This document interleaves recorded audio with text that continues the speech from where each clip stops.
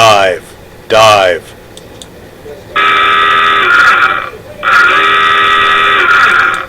Dive, dive.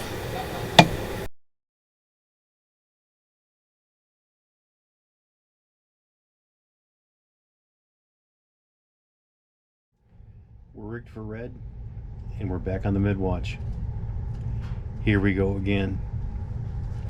And this time, boys and girls, we're on a Springfield story.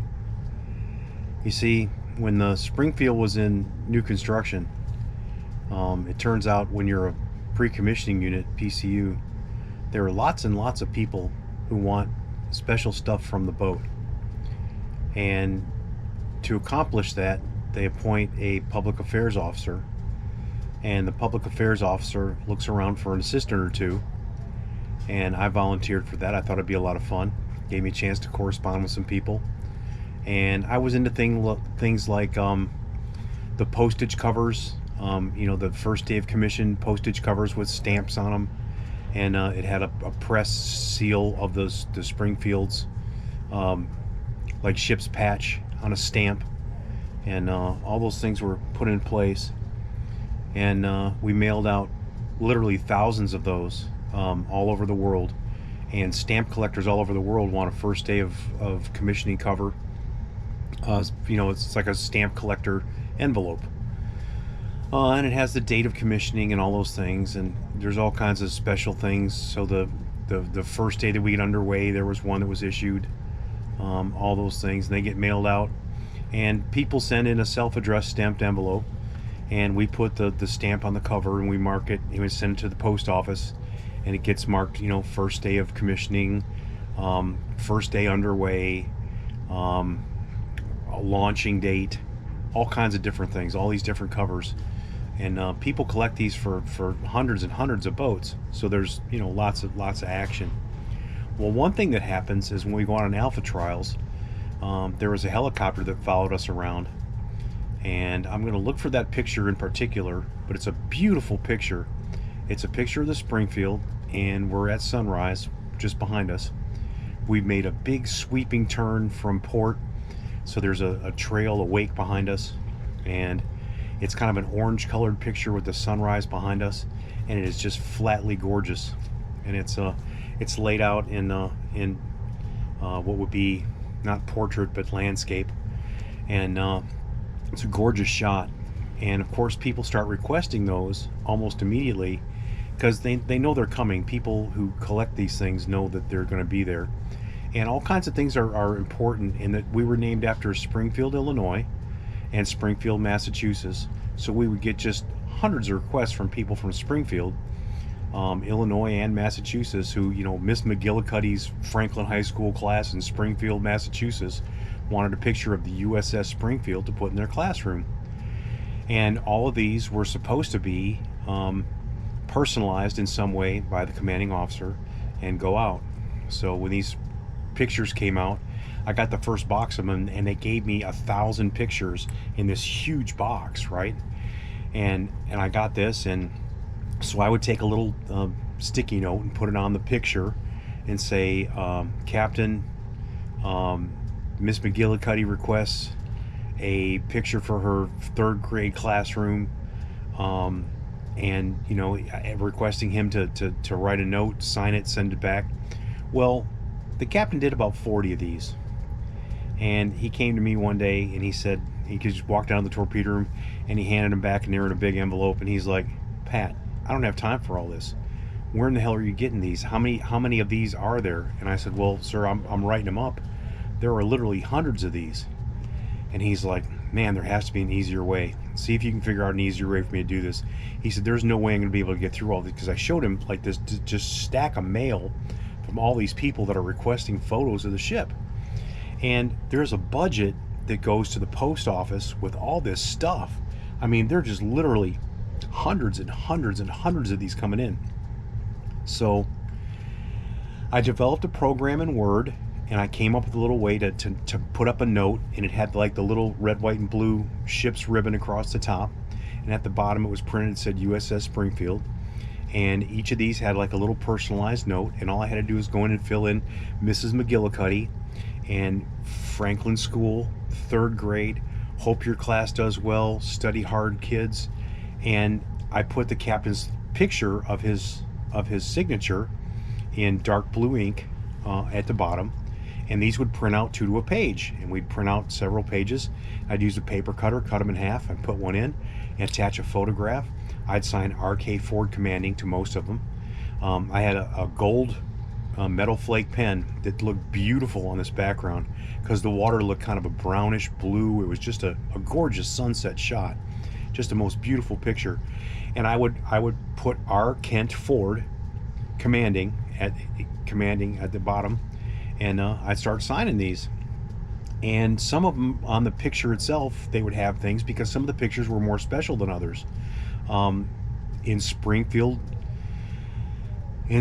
Massachusetts is the Basketball Hall of Fame. Well, the Basketball Hall of Fame asked for a picture of the USS Springfield. So they got a picture of the captain autographed. They got a picture of the ship autographed. They got a handwritten note.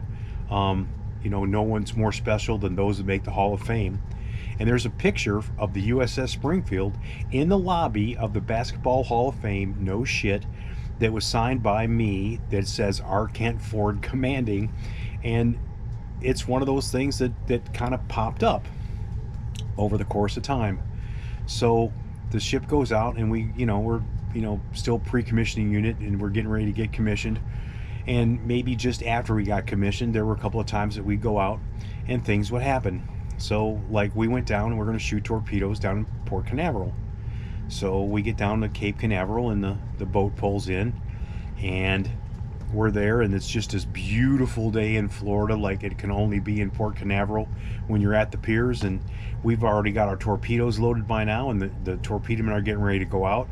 And as we're leaving the ship, these 2 guys walk up, and there's just 2 guys, and they're like, in casual like golf attire, and they walk up, and they're asking the topside watch to see the commanding officer.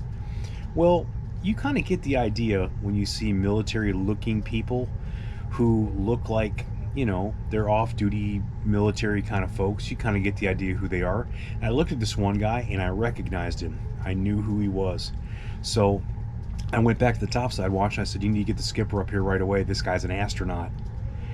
So the captain comes topside, and he's in his khakis, and these 2 guys introduce themselves, and one's an Air Force colonel, and the other he's an Army aviator, and they're both astronauts.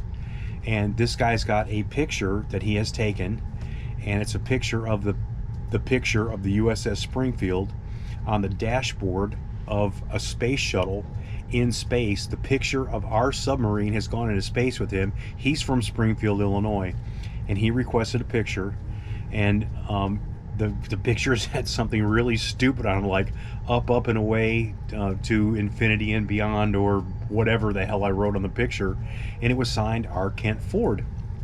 Well, this guy had taken a picture of that and had it blown up, and he was giving it to the captain as a memento, a picture of the Springfield on the dashboard of a space shuttle in space with the astronauts, and they're posing with it like in a selfie, and they're giving it to him for him to put in the wardroom. Well, of course they get invited on board, of course they get a tour, and the captain goes around, and later that evening the captain kind of grabs me and he pulls me in, and he said, in the wardroom now. And I'm like, what's up? And he said, that's a really cool picture there, Petty Officer LeBlanc. And I said, yes sir, isn't that awesome? He said, I didn't sign any picture for any fucking astronaut, and you know it. And I said, well sir, it kind of comes down to, remember that time we were in the torpedo room and you were saying how busy you were and you really didn't have time, and there was all these stuff, and I said all the PAO stuff was keeping coming in, and all the stuff had to go out, and he's like, okay. He said, but that looks just like my signature. And I said, well sir, I did practice. And I said, every one of these things went out with a handwritten note. I said, you're a hero amongst the PAO people. I said, it turns out we're the only submarine in EB history for new construction that used up the exact whole total amount of the postage that we were allowed to send pictures out and things like it. Every possible penny that we could spend that was allotted to us, we spent. And he said, Well, wow, that's pretty awesome. He said, I want you to know, shipmate, I'm not real happy that you put my signature on things without me knowing about it. And I said, well, Captain, there were a lot of things that you had to sign, and I didn't exactly have a machine, so I became the machine, and I promised I didn't do anything that I really shouldn't have, except maybe sign your name. And he was like, oh, well, where did all these go? And I explained to him, I said, well, some of them went to Mrs. McGillicuddy in Franklin School in Springfield, Massachusetts, and some of them went to John F. Kennedy High School in Springfield, Illinois, and all the people who asked for one, all the places that were authorized to get one, and that's pretty much anybody who was smart enough to ask for one and say, hey, I'm from Springfield, Illinois, or Springfield, Massachusetts. I said, sir, these went to senators, they went to congressmen, they went to all kinds of dignitaries. They went to sports figures. They went to museums. They went everywhere that people asked for one. And I said I sent out a whole bunch of them. And he said, just out of curiosity, Pastor Blanca, when you say a whole bunch, how many would that be exactly? And I said, well, sir, they cut me off at 5,000. And R. Kent Ford lost his fucking mind right there. He came unglued. 5,000 pictures? You gotta be shitting me. My name is on 5,000 pictures? And he says, and what exactly did you say? Up, up, and away, to infinity and beyond, to an astronaut. Oh, that's really funny. You're just a barrel of monkeys, LeBlanc. And I said, well, sir, some of them say funny things. Some of them say, just nice little things like, sorry in the passing of your husband, Congressman Bob Schmidt from Illinois. With condolences from the crew and officers and crew of the USS Springfield, R. Kent Ford commanding. And I said some of them were very nice. Some of them were just cute. Some of them just said R. Kent Ford commanding. And I said hundreds and hundreds and hundreds of them just said R. Kent Ford commanding. And he said, so where else are these? And I said, sir, I don't remember. I said, there were so many of them. I said, but the CHOP, the supply officer, has all this stuff. He was the public affairs officer. I said, he has all these requests. They're all filed away. I said, sir, there's a whole file cabinet full of these. And he said, well, one day I'm going to want to look at that. And I said, sir, you didn't have time to sign the pictures. What makes you think you're going to have time to look at all the letters? And he said, get the fuck out of the wardroom. I've had enough of your shit. Aye, sir. So, not too long later, we're in Fort Lauderdale. We've gone down, we've shot our torpedoes. We've had the greatest spread in history. We hit everything that freaking moved. We shot like 19 weapons. We had 18 hits. It was beautiful. We're war heroes, right? Not really, but we had a good time doing it. So anyway, we pull in and we're at the pier in Fort Lauderdale. And at the head of the pier, just off to one side, is Bert and Jack's restaurant. And we're down at the end of this pier. And we had to walk by this place, and we'd been out, and we'd coming in one night, and we pull in, and we get in there, and it's it's about 1 o'clock in the morning, and this place is still open. So about 6 of us walk in there, and it's this Burt Reynolds restaurant.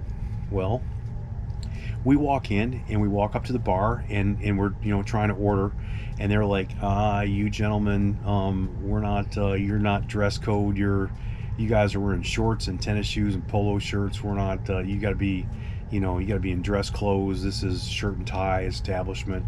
This is a really nice steakhouse. This is like $100 a plate. So we were like, oh, okay, hey, no big deal. We were just trying to pop in and get a last drink for the night as we're on our way back to the boat. Oh, you guys are on the submarine? Isn't that the USS Springfield? And they're like, yeah, we have your picture behind the bar. Well, it turns out that the bartender was a guy from Springfield, Illinois. Actually, he was like from Chicago, but he heard all about the Springfield and read about it in the paper, and he requested a picture. And on the bar in the back, they took us into the bar and showed us there's a picture of the Springfield mounted to the mirror in the damn bar. So next thing you know, it's like, well, come on with us. And they take us out. We're on the pier. We're back behind this place where they got all the crates of stuff coming in, and the trucks are parked. And they roll out 2 cases of beer that are stuffed full of ice, and out walks Burt Reynolds. And I'd always heard that he was a little guy, like he was 5'9" or something, but he's the same height I am. He's like 5'11", and he's standing there, and he's got his cowboy hat on. He's wearing a dinner jacket, like a tuxedo jacket, and a tie. And he comes out and he says, "You guys are off the submarine. Oh, that's great." He says, "The bartenders told me all about you." He said, "I had him send out a couple of cases of beers, and we're opening these beers. We're drinking beer with fucking Burt Reynolds on the pier in Fort Lauderdale. I mean, how cool is that? You just can't beat this, right? We're drinking beer with Burt Reynolds." And this other guy comes out and introduces himself, and he's the other clown that owns the restaurant. I have no idea who he is. He's Jack somebody. But we're drinking beer with Burt Reynolds. And he says, "Hey, can I get a tour of this submarine?" And I said, "Well, sure. Come on down tomorrow, anytime. I got the duty tomorrow, and we'll be happy to show you around." And, well, that didn't exactly go my way. You see, Burt Reynolds showed up to the ship, right? And he's wearing a cowboy hat and one of them shirts with all the cowboy swirl crap on the front of it. And the next thing you know, the captain's topside, and Burt Reynolds is eating lunch in the wardroom, and I didn't see him again. And I had the duty. We did get to shoot water slugs for him, and I gotta admit that was like a really cool thing. Also, while we were there, and I wasn't on board the ship when it happened. I was off. We'd had a hotel room, but Miguel Angel Flores, Mickey Flores, got to shoot water slugs for Bob Costas and Bob Euchre. The Marlins were in the World Series, and it's about the time we were down there, and they came to see the ship, and the captain met them at Burt and Jack's, and they all had dinner together. Bob Costas, Bob Euchre, a whole bunch of ball players and shit, and they brought them down. 2 o'clock in the morning, they were shooting water slugs, and there are people who will back that up. Peter Harris Furman, he'll be more than happy to tell you all about we shot water slugs for these two clowns there at 2 o'clock in the morning. Woke up the whole boat, and the captain was down there. And the next day, it turns out that Mrs. Ford came into town with Mrs. Diorio, who was the weapons officer's wife, and somehow this ended up being my fault. And they were told that they couldn't go out and party with Petty Officer LeBlanc anymore. I don't know how I got involved in the story. It had to have something to do with the picture. I had nothing to do with this, but the captain had a little too much to drink, and the next day he was on the pier explaining to Mrs. Ford how this went south somehow, and he was hung over like a mofo, and she said, "Well, we'll talk about this later, Skippy," in front of the whole crew standing there on the pier. Mrs. Ford called him Skippy, and out of the background, out of nowhere, somebody said, "She called him Skippy," and poor Captain Ford was Skippy to the crew of the Springfield for the rest of the time we were on board. And people would snicker and say, "There goes Skippy." And what could he do? I mean, his wife said it, you know what I mean? And he would blush and he would get so mad. He would just like, his face would just contort and he was about to lose his mind. And it's kind of like, "No more drinking for you, Skippy." Anyway, that's kind of how the way it went. But those pictures of the USS Springfield were sent out by the Assistant Public Affairs Officer all over the world. And they showed up in the damnedest places. They showed up in Burt and Jack's bar. Behind the bar, they showed up on the dashboard on the dashboard in space with a couple of astronauts. There were congressmen that came down. There were senators that came down. They introduced themselves, and time after time after time, the captain got to hear what a wonderful guy he was for those personally autographed pictures. No other captain has ever sent us these autographed pictures like you did, our Kent Ford, male prostitute, great hero, Skippy. Anyway, I had a great time in that boat. I love those guys, and I'd do it all again because it was just a blast. And I hope you enjoyed the story, and that's how it goes in the Midwatch. When we roll out, it's "No more drinking for you, Skippy."